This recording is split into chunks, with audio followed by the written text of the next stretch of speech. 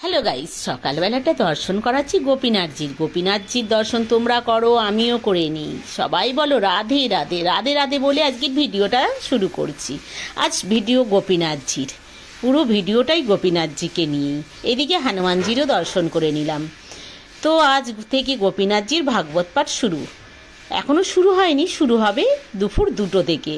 আমি সকাল সকাল মন্দিরে গেছি, দিয়ে গিয়ে 108 ব্রাহ্মণ আজকে থেকে খাওয়া দাওয়া শুরু হবে, আর হচ্ছে ভাগবত পাঠ শুরু হবে, আর হবে হাবন। এই যে জায়গাগুলো করেছে এখানে সব পণ্ডিতরা বসবে, 108টা পণ্ডিত, মুখের কথা, বসে সব পুজো করবে, হোম হবে, গীতা পাঠ করবে। 108 ব্রাহ্মণ এইখানে লাইন দিয়ে বসে গীতা পাঠ করবে, আর ভাগবত পাঠ শুরু হবে। তার আগে হবে কলস যাত্রা শুরু। তো কলস যাত্রাটা আমি তোমাদের পরে দেখাবো। রাধে রাধে বলে আমি গোপীনাথজি দর্শন করিয়ে বেরিয়ে আসবো। এইখানটাই হবে ভাগবত পাঠ, রাধে রাধে লেখা আছে। আজকের ভাগবত পাঠে হবে রামকথা।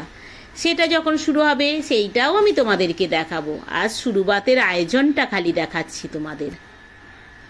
গোপীনাথজির গেট বন্ধ হয়ে গেছে, এই দেখো গেট বন্ধ।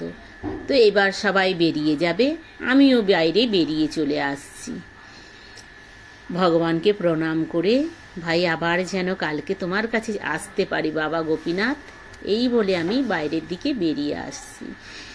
এইখানটাই হচ্ছে আমাদের মেন যে ঠাকুরের উদ্ঘাটন, ঘটস্থাপনা এইখানে হয়েছে। এই দেখো আমি বেরিয়ে আসলাম। গোপীনাথজিতে বেশ ভিড়, পুরোটাই লাল কার্পেট পেতেছে, রাস্তাতেও পর্যন্ত লাল কার্পেট পাতা। গোপীনাথজিতে তো ভেতরটা পুরোটাই কার্পেট পাতা লাল, আর বাইরের রাস্তাতেও, মেন রাস্তা যে সেখানেও কার্পেট পাতা। আমি তোমাদেরকে দেখাবো সবই এক এক করে। এই বাইরের দিকে বেরিয়ে আসছে, এখানে ফুলের দোকান, প্রসাদের দোকান সব আছে। এই দেখো রাস্তায় লাল কার্পেট, মেন রোডেতেও কার্পেট পাতা আছে। দূরে আমি একটু জুম করে দেখাবো তোমাদেরকে, যখন কলস যাত্রাটা বেরোবে, হাতি ঘোড়া এই সব এর সাবারি, প্রথমে হাতি ঘোড়া, তারপর ব্যান্ড বাজা, তারপর থাকবে কলস যাত্রা।